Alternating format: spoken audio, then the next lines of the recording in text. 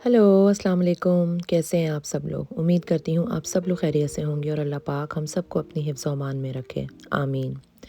आज का मौसम कदरे बेहतर था। वैसे तो रोज़ मुस्तकिल बारिश हो रही है, लेकिन आज जो है वो रात को भी बारिश नहीं हुई थी और सुबह से थोड़ा सूरज था। तो मैंने सोचा कि इससे बेहतर तो कुछ हो ही नहीं सकता, आज जो है वो लॉन्ड्री की जाए। क्योंकि काफ़ी कपड़े जमा हो जाते हैं सर्दियों में, इसलिए कि जब आप एक दफ़ा धोते हैं तो उनको ड्राई होने में काफ़ी टाइम लगता है और फिर उनके ड्राई होने का इंतज़ार करना पड़ता है और फिर अगली दफ़ा मशीन लगाई जाती है। क्योंकि हम बाहर तो ड्राई नहीं कर पाते, क्योंकि बारिश हर वक्त बारिश रहती है, तो घर के अंदर ही ड्राई करना पड़ता है। तो आज मैंने लॉन्ड्री का प्रोग्राम बनाया कि 3-4 बार लगाई जाए और सारी मशीन खाली कर ली जाए। यहाँ पर जो है ये मैंने मनी प्लांट लिया था काफ़ी अर्से पहले, और उसकी 2 डंडियाँ जो हैं वो मैंने काट के पानी में लगा दी थी, जो कि इंतहाई खूबसूरत और बड़ी और अच्छी हो गई थी। तो अब क्योंकि काफ़ी बड़ी हो गई थी, तो फिर मैंने सोचा कि इनको पौधे में लगा दिया जाए। और यहाँ फिर मैंने सोचा कि आज जब मौसम अच्छा है तो ये जो छोटे-छोटे काम पड़े हुए हैं, क्योंकि अब सर्दियाँ हैं, जो पौधे हैं जो बाहर हैं वो ख़राब होना शुरू हो जाएँगे। पहले मैंने मनी प्लांट बाहर रखा हुआ था क्योंकि गर्मियाँ थीं। लेकिन अब जैसे-जैसे मौसम चेंज हो जाएगा तो जो पौधे बाहर रखे हैं वो ख़राब होते जाएँगे। तो जो इंडोर प्लांट्स होते हैं उनको मैं अंदर ले आती हूँ। तो अब ये क्योंकि काफ़ी बड़ा हो गया था और अब मुझे इसको घर के अंदर ही रखना था, तो फिर मैंने सोचा कि इसको प्लांट में लगा लूँ। तो और इंशाल्लाह ज़ाहिर बात है, पानी से ज़्यादा जब आप उसको खाद में मिट्टी में डालें तो उसकी ग्रोथ ज़्यादा अच्छी होती है। तो बस फिर मैंने कहा कि इस तरह से मैं इसको लगाकर और किसी और जगह पे सेट कर दूँगी, और उस जगह पे जहाँ पे किचन में ये रखा था वहाँ पर मैं नई डंडी काट के लगा दूँगी। तो इससे ये होता है कि मनी प्लांट ग्रो भी बहुत करता है। एक पौधा अगर आपने लिया हो तो इससे आप थोड़े-थोड़े करके काफ़ी बढ़ा सकते हैं।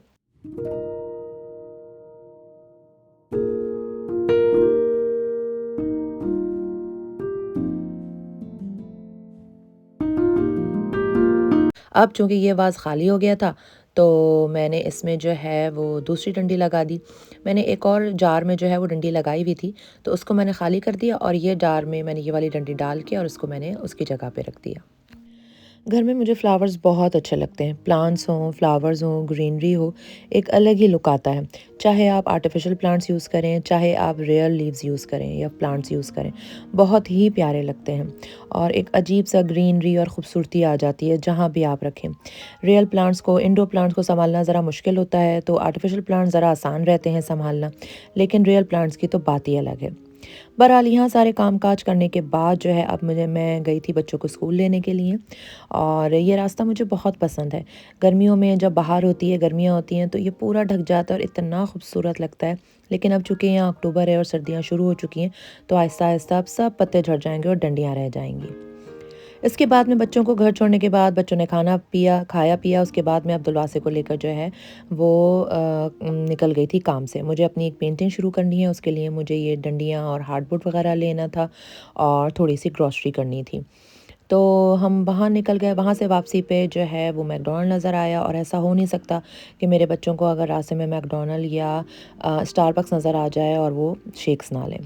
तो हमने जल्दी से ड्राइव थ्रू से शेक लिए, और उसके बाद क्योंकि अब टाइम काफ़ी हो गया था और मुझे घर जाना था, खाने की तैयारी भी करनी थी, तो हम घर आ गए थे।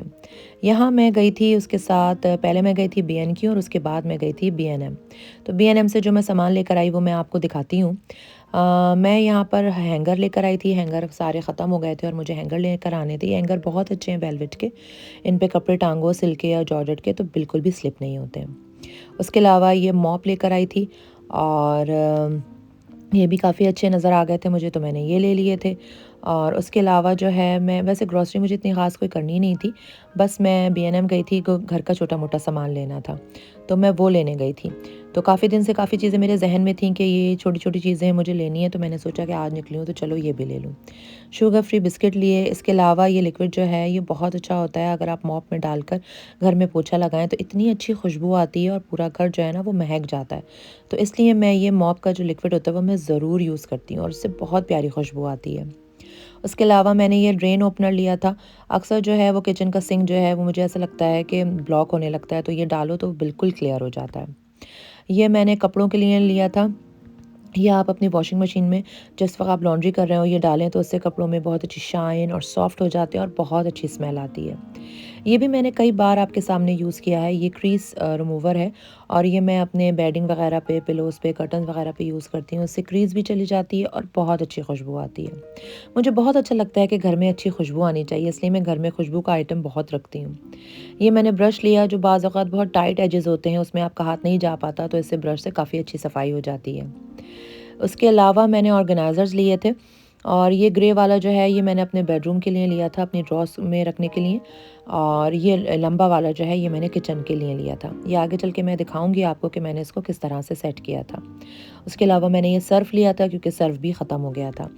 ये बास्केट मैंने ली, मैंने अपनी अलमारी में जो छोटी मोटी चीज़ें रखी हुई होती हैं तो वो ज़रा बिखरी हुई और क्लटर लगती हैं, तो उसके लिए ये मैंने बास्केट ली थी ताकि मैं इसके अंदर रख दूँ और सब चीज़ें साफ़ सुथरी लगें।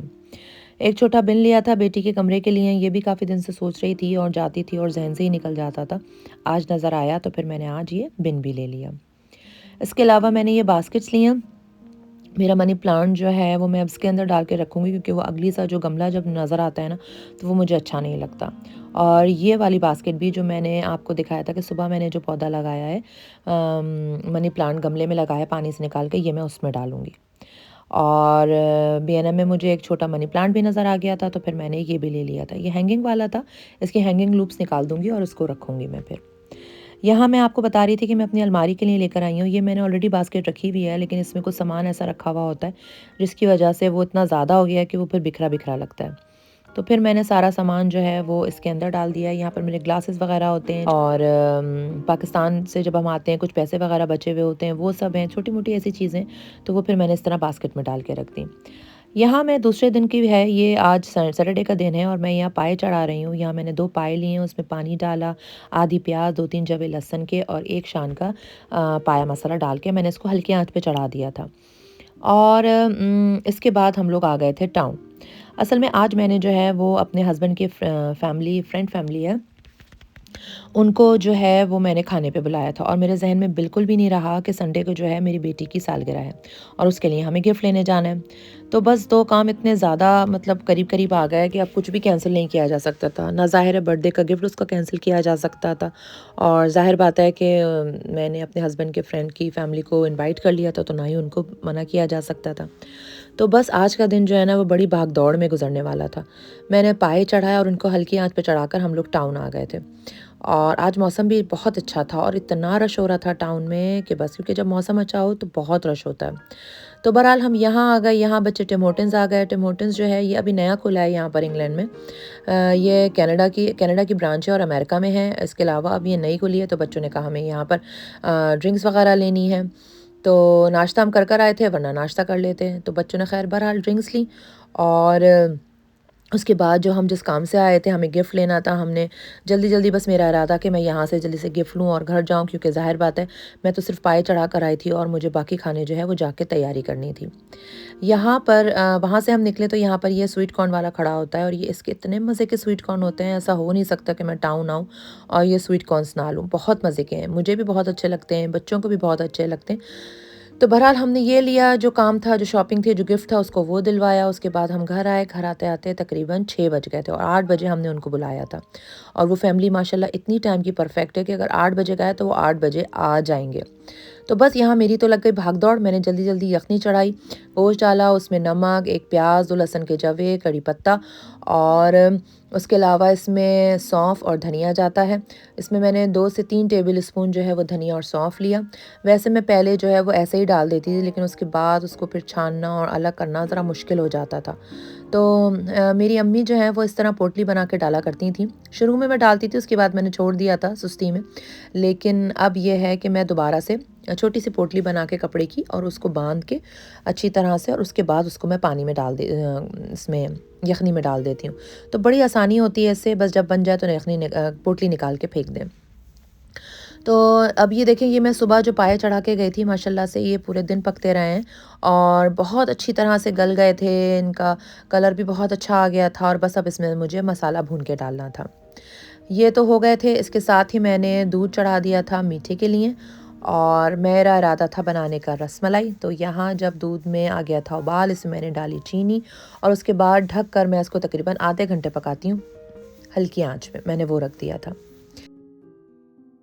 तो शुक्र है अल्हम्दुलिल्लाह, उधर पाए हल्की आंच पे पक रहे थे और दूध भी जो है वो हल्की आंच पे जो है वो पक रहा था, और साथ ही मैंने यखनी भी चढ़ा दी थी।